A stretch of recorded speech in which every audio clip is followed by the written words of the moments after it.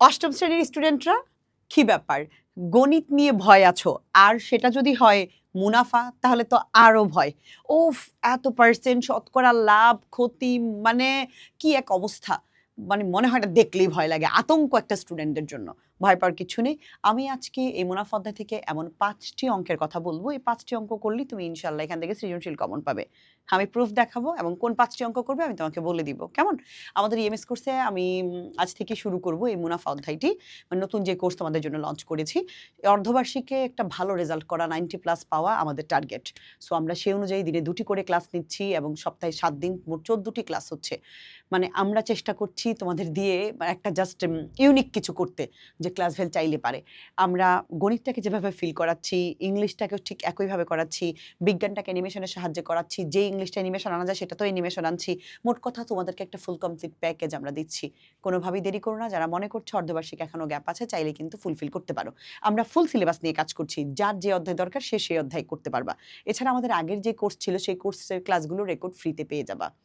So তুমি ভালো করবেই যদি একটু সাপোর্ট দিতে পারে তোমাকে কেউ, তোমার বাবা মা যদি একটু পাশে থাকে, আমরা তোমার পাশে আছি। ইনশাল্লাহ তুমি ভালো করবে। কেউই খারাপ স্টুডেন্ট না। এমনও হতে পারে তুমি রাইট টিচারই পাও নাই তোমার লাইফে, তাই না? চলো আমরা ট্রাই করে দেখি কোন 5টি অঙ্ক মিলিয়ে নিবে, এবং যদি তোমার বড় ভাইয়া আপু বা প্রাইভেট টিউটর থাকেন তার কাছে তুমি করে নিবে, আর না হয় আমাদের ইএমএস কোর্সে জয়েন হতে পারো, আমরাও করেই দিতে পারি। সো চলো আমরা কোনগুলো করাবো একটু তোমাকে দেখাই দিতে। একদম শুরুতেই এক নিয়ম বা টাইপ 1 যে অঙ্কটা, সেটি হচ্ছে উদাহরণ 2।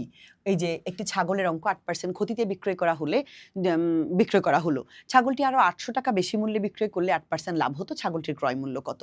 এই অঙ্কের বেসিক যে বুঝবে তার কাছে কোনো ব্যাপারই না। 8%-এর জায়গায় 9% থাকতে পারে, 10% থাকতে পারে, 800-র জায়গায় 400 থাকতে পারে, হোয়াট এভার, এটা তো কিছু না। কারণ সংখ্যা চেঞ্জ করবে, ছাগলের জায়গায় পণ্য দিবে, ছাগলের জায়গায় গরু দিতে পারে। কিন্তু তুমি যদি বেসিকটা বুঝো তুমি যে কোনোভাবেই পারবা। সো আরেকটা মজার ব্যাপার, উদাহরণ 2 এর সাথে 2.1-এর যে 2 নং একজন ডাল বিক্রেতার অঙ্ক আছে, ওই অঙ্কটার এই অঙ্কটা একদম সেম, একই নিয়মে করা যায়, একদম হুবহু একই রকম। সো আমরা চলে গেলাম এখান থেকে টাইপ 1।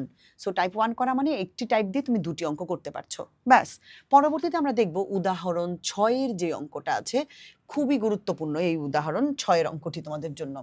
দেখো এখানে কি বলেছে, একটি অংশ আছে এখানকার মধ্যে, কোনো আসল 3 বছরে মুনাফা আসলে 5,500 টাকা হলে আসলের 8/3 অংশ কত?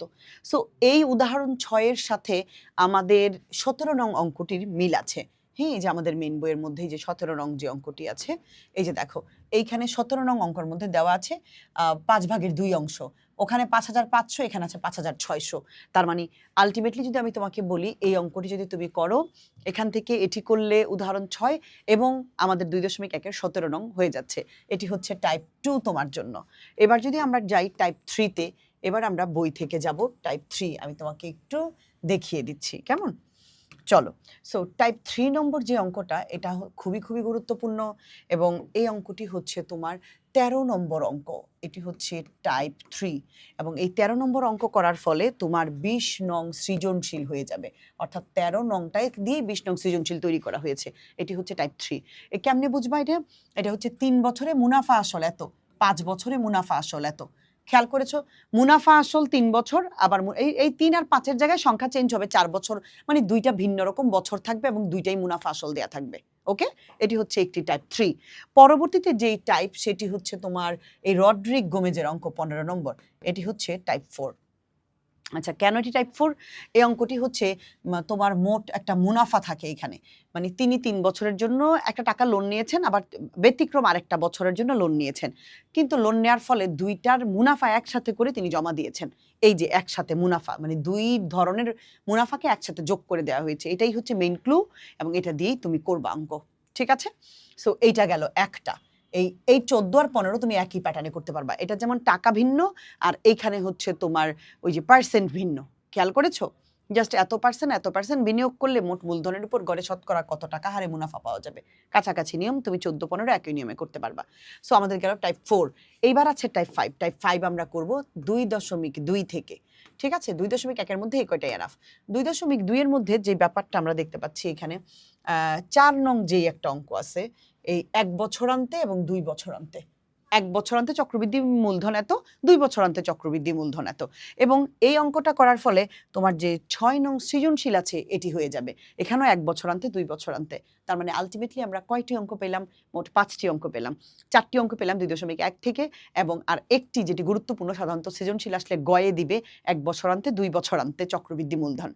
এই 5টি অঙ্ক যদি তুমি করতে পারো, ইনশাল্লাহ তুমি বাজিমাত করবা পরীক্ষায়। তবে হ্যাঁ, এসকিউর জন্য তোমাকে ওভারঅল ধারণা থাকতে হবে এবং এমসিকিউর জন্য সেটা তোমাকে পুরোপুরি একটা বেসিক নিয়েই যেতে হবে। কিন্তু সৃজনশীলের জন্য এগুলি তোমার এনাফ। আমি আশা করি বোঝাতে পেরেছি। যদি মনে করো এভাবে শিখতে চাও এবং তোমার গ্যাপ আছে, তুমি মুখস্থ করো বুঝো না, তাহলে আমাদের সাথে জয়েন হতে পারো। ম্যাথ ভুলেও মুখস্থ করবে না, ম্যাথ ফিল করার বিষয়। তুমি পারো না এটা ভুল ধারণা, সবাই পারে। হয়তো সঠিক শিক্ষকটাই তুমি পাওনি, ভেবে দেখতে পারো। ভালো থাকো সবাই, সবার জন্য শুভকামনা। ভর্তি সংক্রান্ত বিস্তারিত জানতে পেজের মেসেঞ্জারে নক করবে। টাটা।